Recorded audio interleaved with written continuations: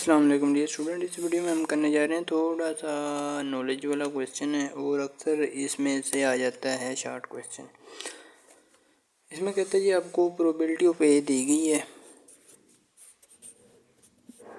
That is 0.30 and probability of B भी दे दी गई है,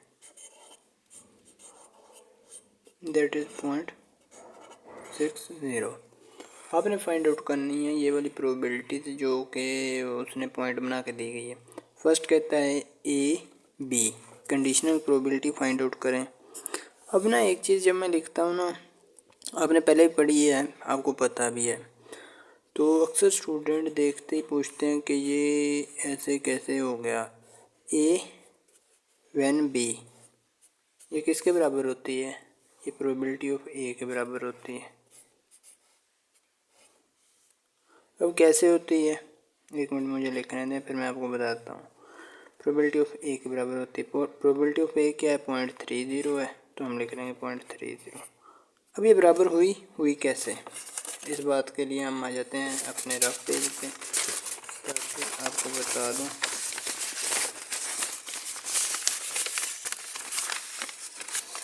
ठीक है, अब conditional probability A when B किसके बराबर होती है?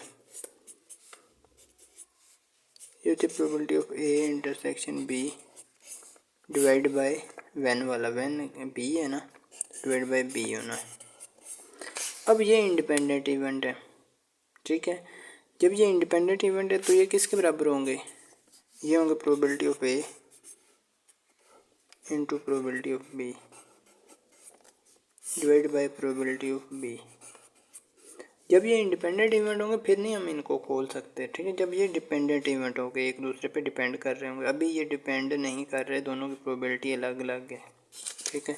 अभी ये वाला प्रोबेबिलिटी ऑफ बी से कैंसिल आउट हो जाएगी, क्या बचा? Probability of A. Very simple short, ठीक है, इसीलिए डायरेक्ट इसको प्रोबेबिलिटी ऑफ ए लिख लेते हैं। अच्छा, नेक्स्ट सेकंड पार्ट देखें। इसमें कहता है find out probability of A intersection B.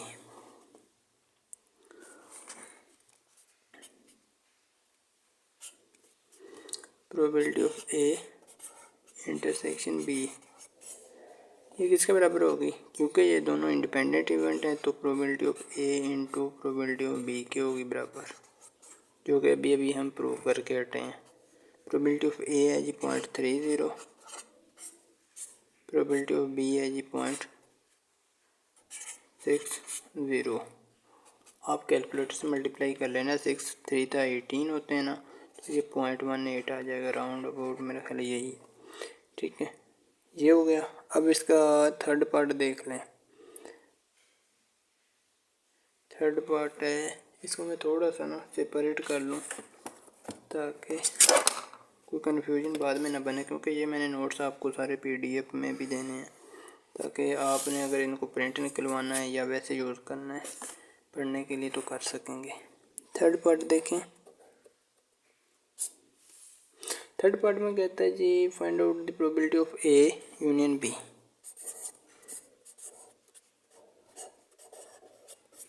अब ये किसके बराबर है? क्योंकि ये इंडिपेंडेंट इवेंट है और ऊपर से ये नॉट म्यूचुअली एक्सक्लूसिव इवेंट भी हैं। क्यों है? क्योंकि इसमें ये वाला फंडा भी साबित हो रहा है और है भी सही। ये किसके बराबर होगी? Probability of A plus probability of B, यहाँ तक, minus probability of A intersection B, ठीक है। अब प्रोबेबिलिटी ऑफ ए है ये आपके पास 0.30 प्लस प्रोबेबिलिटी ऑफ बी है ये आपके पास 0.60, ठीक है, minus probability of A intersection B जो कि हमने ऑलरेडी यहाँ पे निकाल लिया। अगर आप दोबारा निकालना चाहते हैं प्रोबेबिलिटी ऑफ ए को प्रोबेबिलिटी ऑफ बी से मल्टीप्लाई कर दें, यहाँ पे भी ये वाला काम कर लें तो आपकी मर्ज़ी, लेकिन आप डायरेक्ट निकालेंगे तो भी आपकी मर्ज़ी। ये आ गया था 0.18, तो हम बार बार नहीं निकालेंगे, ऐसे ही लिख लेते हैं। तो ये आ गया, इसको सोल्व करके ये आ जाएगा आपके पास 0.30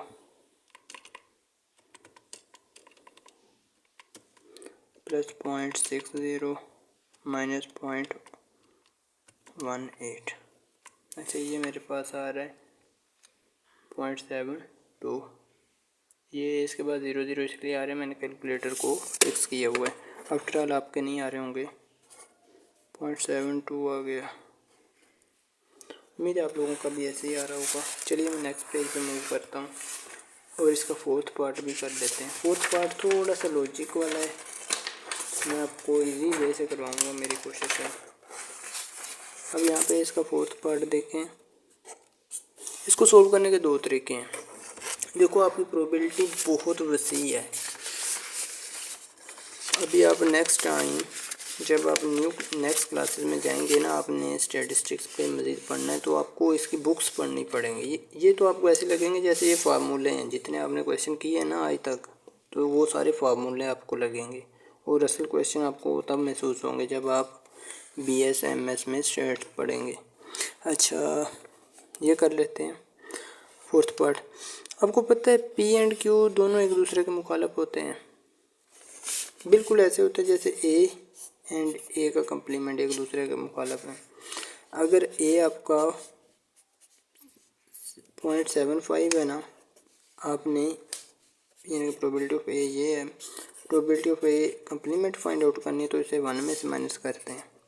क्यों? क्योंकि ये दोनों एक दूसरे के मुखालिफ होते हैं। जब मुखालिफ हैं इसको 1 में से क्यों माइनस करते हैं?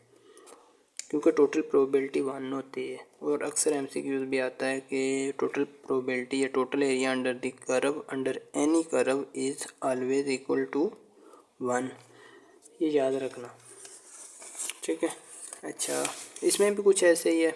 आप अब उसने देखें क्या कहा है, उसने कहा प्रोबेबिलिटी फाइंड आउट करें A एंड B की।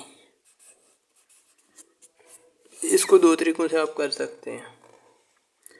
कैसे, आपको बताता हूँ। एक तो ये है कि एंड जो है अंदर जाके चेंज हो जाता है। जब भी किसी चीज़ पर कम्प्लीमेंट अप्लाई होता है ना, तो वो एंड को और में चेंज कर देता है और को एंड पे चेंज कर देता है। ये आप आने वाली क्लासेस में पढ़ेंगे। मैंने कहा ना कि ये बहुत वसी चीज़ है। जो सेट्स हैं, सिर्फ अभी तक आप सेट्स में भी यानी कि फुल एक्सपर्ट नहीं हुए होंगे। सेट्स में भी बहुत आगे की चेन चलती है। बहुत सारे लॉज हैं जो आपने नहीं पढ़े होंगे अभी तक। लाइक इंडोमेट लॉ जो है, चलिए वो कुछ ज़्यादा स्कोप से आगे चला जाएगा। अब बात कर लेते हैं इसकी।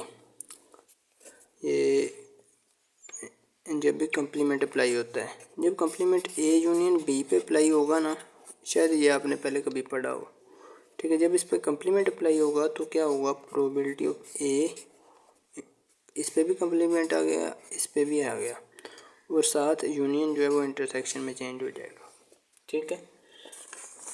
यहाँ तक क्लियर है।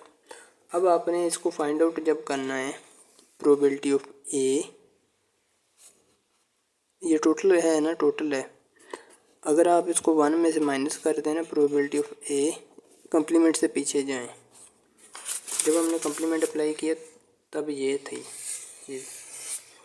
अगर इसको हम 1 में से माइनस कर देंगे तो ये बकिया ये रह जाएगी, ठीक है। 1 माइनस दिस करेंगे AB, यहाँ पे एक इंटरसेक्शन है, यहाँ पे यूनियन डालेंगे। अभी इसको हमने ऑलरेडी किया भी, मेरा ख्याल है। हाँ जी, थर्ड पार्ट किया है जो कि 0.72 आया। 1 में से माइनस करेंगे तो ये भी आ जाएगा 0.72, जो कि हमने ऑलरेडी थर्ड पार्ट के मैथ्स के कर लिया था। इसको सोल्व करेंगे 0.2128 आएगा, सॉरी 1 माइनस 0.72, ये 0.28 आ गया, ठीक है। उम्मीद है आपका भी ऐसे ही आ रहा होगा। मैं आपको दूसरा तरीका करवाता हूँ, वो इससे आसान लगेगा आपको, क्योंकि अगर आप इसको सिंपल में कन्वर्ट करना चाहते हैं, जिस तरह मैंने ऑलरेडी इंडिपेंडेंट इवेंट को किया, probability of A intersection B था, तो मैंने इसको probability of A multiply by probability of B किया था। ऐसे ही है ना, इसको भी आप कर सकते हैं ना। फिर जब ये होगा तो इसके बराबर कर लें, वेरी सिंपल। लेकिन इसके लिए आपको A कम्प्लीमेंट की प्रोबेबिलिटी फाइंड आउट करना पड़ेगी, वो भी मैं आपको बता देता हूँ। प्रोबेबिलिटी ऑफ A है आपके पास जो कि 0.30 है, ठीक है। प्रोबेबिलिटी ऑफ B है जो कि 0.60 है, ऐसे ही है, ऐसे ही है। अब probability of A complement find out कर लें। ये किसके बराबर होगी, 1 माइनस प्रोबेबिलिटी ऑफ ए के। 1 minus probability of A minus करते हैं तो 0.30 आ गया, जब माइनस करेंगे तो 0.70 बन जाएगा। ठीक है, इसी तरह प्रोबेबिलिटी ऑफ बी थी, ये बी कम्प्लीमेंट की नहीं थी। ठीक है, प्रोबेबिलिटी ऑफ बी कम्प्लीमेंट अगर आपने फाइंड आउट करना है तो ये होगा 1 माइनस प्रोबेबिलिटी ऑफ बी के। ठीक है, 1 में से ये माइनस करेंगे probability of B that is 0.60 और ये आ जाएगी 0.40। ठीक हो गया, यहाँ तक क्लियर हो गया। अच्छा, अब आपने फाइंड आउट ये करना था find out probability of A complement intersection B complement का। ये किसके बराबर होगा, probability of A complement into B complement. दोनों में से कोई सा भी तरीका आप निकाल लें, दोनों ही चलेंगे। ठीक है, ए कम्प्लीमेंट का क्या है, 0.70 है। बी कम्प्लीमेंट है जी, इसकी प्रोबेबिलिटी 0.40 है। इसको आपस में आप मल्टीप्लाई कर लेना कैलकुलेटर से, तो 7 4 था, ये राउंड अबाउट 0.28 आ जाएगा। ये भी सेम है, ये भी सेम है। ठीक है, कैलकुलेटर से करके देख लेना, तो दोनों सेम आएंगे। आप दोनों में से कोई भी तरीका इस्तेमाल कर सकते हैं, नो वरी।